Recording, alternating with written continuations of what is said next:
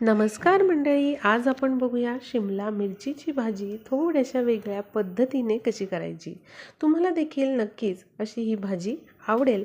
त्यासाठी बघा 4 ते 5 शिमला मिरची अशा कट करून घेतलेल्या आहेत। त्यामधल्या बिया काढून असे तुकडे करून घेतलेले आहेत। पाण्यात धुवून घ्यायचे।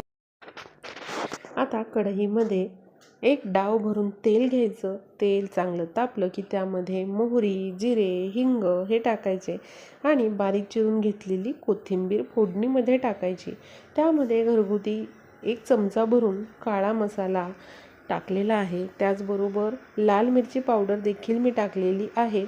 आता हे तेलामध्ये चांगलं परतून घेऊया। यामध्ये शिमला मिरचीचे तुकडे टाकूयात। आता या फोडणीमध्ये शिमला मिरची चांगली परतून घेऊया।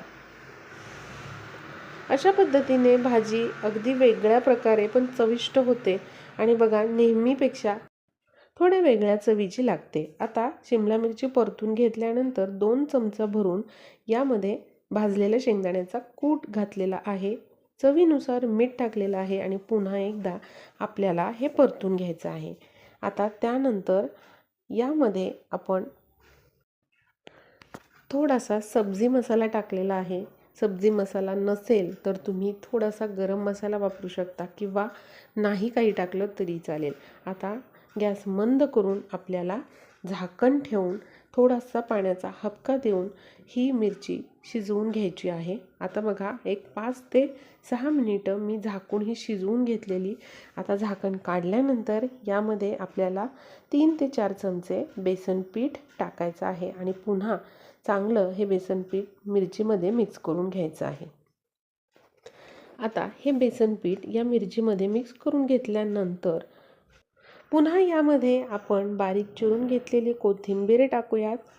म्हणजे चवीला ही भाजी अजून जास्त टेस्टी खमंग लागते।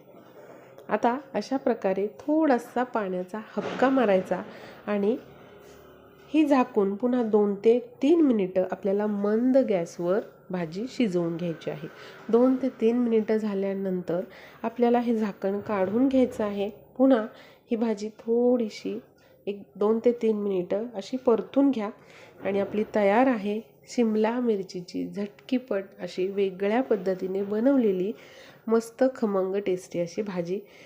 ही भाजी बनवून बघा, नक्कीच तुम्ही 1 ऐवजी 2 भाकरी खाणार आणि नक्कीच कशी झाली आहे ही भाजी मला कमेंटमध्ये कळवायला विसरू नका।